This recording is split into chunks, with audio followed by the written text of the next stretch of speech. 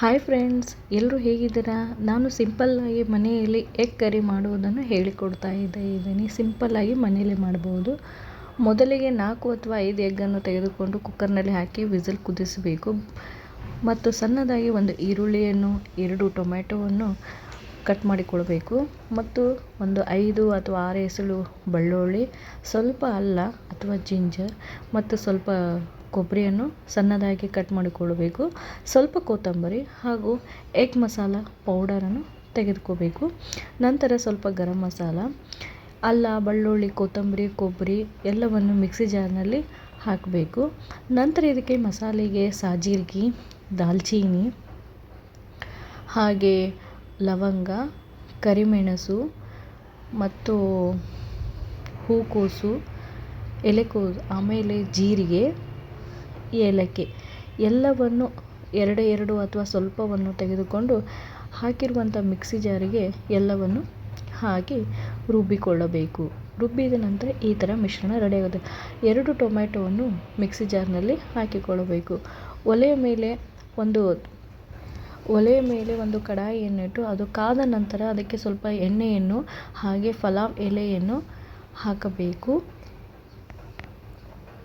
ಪಲಾವ್ ಎಲೆ ಹಾಕಿದ ನಂತರ ಕಟ್ ಮಾಡಿರುವಂಥ ಒಂದು ಉಳ್ಳಾಗಡ್ಡೆಯನ್ನು ಹಾಕಬೇಕು. ನಂತರ ರುಬ್ಬಿರುವಂತಹ ಟೊಮೆಟೊ ಪೇಸ್ಟನ್ನು 2 ಅಥವಾ 3 ಟೊಮೆಟೊ ಪೇಸ್ಟನ್ನು ರುಬ್ಬಿರುವಂಥ ಮಿಶ್ರಣವನ್ನು ಹಾಕಬೇಕು. ನಂತರ ಸ್ವಲ್ಪ ಅಚ್ಚ ಖಾರದ ಪುಡಿಯನ್ನು ಎಷ್ಟು ಬೇಕು ನಿಮಗೆ ಅಷ್ಟು ಹಾಕಬೇಕು.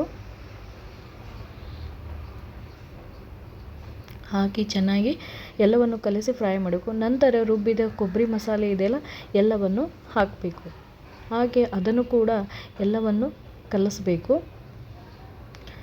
ಕಲಿಸಿದ ನಂತರ ಅದಕ್ಕೆ ರುಚಿಗೆ ತಕ್ಕಷ್ಟು ಸ್ವಲ್ಪ ಉಪ್ಪನ್ನು ಹಾಕಿ ಮತ್ತೆ ಎಲ್ಲವನ್ನು ಕಲಸಿ ಫ್ರೈ ಮಾಡಬೇಕು. ಈ ಥರ ಚೆನ್ನಾಗಿ ಸ್ವಲ್ಪ ಫ್ರೈ ಆಗಿ ಮಾಡಬೇಕು. ನಂತರ ಇದಕ್ಕೆ ಎಗ್ ಮಸಾಲ ಪೌಡರನ್ನು ಸ್ವಲ್ಪ ಹಾಕಬೇಕು. ಆಲ್ರೆಡಿ ನಾವು ಗರಂ ಮಸಾಲ, ಕೊಬ್ಬರಿ ಮಸಾಲ ಎಲ್ಲ ಹಾಕಿದ್ದೆಲ್ಲ, ಅದಕ್ಕೆ ಸ್ವಲ್ಪ ಎಗ್ ಮಸಾಲ ಸ್ವಲ್ಪ ಹಾಕಬೇಕು. ನಂತರ ಇದಕ್ಕೆ 1 ಚಿಟಿಕೆ ಅಥವಾ ಒಂದೂವರೆ ಸ್ಪೂನಷ್ಟು ಗರಂ ಮಸಾಲವನ್ನು ಹಾಕಿ ಅದನ್ನು ಕೂಡ ಕಲಸಬೇಕು. ಈ ಥರ ಗಟ್ಟಿಯಾಗಿ ಸ್ವಲ್ಪ ಕಲಸಬೇಕು. ನಂತರ ಇದಕ್ಕೆ ರುಬ್ಬಿದಂಥ ಮಿಶ್ರಣದಲ್ಲಿ ಸ್ವಲ್ಪ ನೀರನ್ನು ಹಾಕಿ ನೀರನ್ನು ಹಾಕಿ ಕುದಿಲಿಕ್ಕೆ ಒಂದು 5 ನಿಮಿಷ ಅಥವಾ 10 ನಿಮಿಷ ಕುದಿಲಿಕ್ಕೆ ಬಿಡಬೇಕು. ಸಣ್ಣ ಉರಿ ಇಟ್ಕೊಂಡು ಆಮೇಲೆ ಇದಕ್ಕೆ ಮುಚ್ಚಳವನ್ನು ಮುಚ್ಚಬೇಕು. ಇನ್ನೊಂದು ಕಡಾಯಿಯನ್ನು ತೆಗೆದುಕೊಂಡು ಇನ್ನೊಂದು ಒಲೆಯ ಮೇಲೆ ಇಟ್ಟು ಅದು ಕಾದ ನಂತರ ಅದಕ್ಕೆ ಸ್ವಲ್ಪ ಎಣ್ಣೆ, ಖಾರ, ಅರಿಶಿಣದ ಪುಡಿಯನ್ನು ಎಲ್ಲವನ್ನು ಹಾಕಿ ಸ್ವಲ್ಪ ಕಲಸಬೇಕು. ಈಗ ಅದು ಸ್ವಲ್ಪ ಕಲರ್ ಸ್ವಲ್ಪ ಚೇಂಜ್ ಆದಮೇಲೆ ನಾವು ಬೆಂದಿರುವಂಥ ಮೊಟ್ಟೆಯನ್ನು ತೆಗೆದುಕೊಂಡು, ತತ್ತಿ ಅಥವಾ ಮೊಟ್ಟೆಯನ್ನು ತೆಗೆದುಕೊಂಡು ಅದನ್ನು ಹಾಕಿ ಸ್ವಲ್ಪ ಫ್ರೈಯನ್ನು ಮಾಡಬೇಕು. ಈ ಥರ ಫ್ರೈ ಮಾಡಬೇಕು.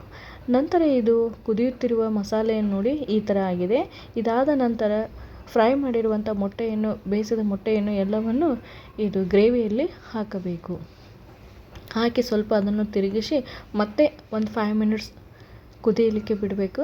ಮತ್ತು ಸ್ವಲ್ಪ ಮುಚ್ಚಳವನ್ನು ಮುಚ್ಚಿ ಕುದಿಲಿಕ್ಕೆ ಬಿಡಬೇಕು. ಕುದ್ದಿದ ನಂತರ ಈ ಥರ ಚೆನ್ನಾಗಿರುತ್ತೆ. ಪ್ಲೀಸ್ ನಮ್ಮ ಚಾನಲ್ ಲೈಕ್ ಮಾಡಿ, ಸಬ್ಸ್ಕ್ರೈಬ್ ಮಾಡಿ, ಶೇರ್ ಮಾಡ್ಕೊಳ್ಳಿ.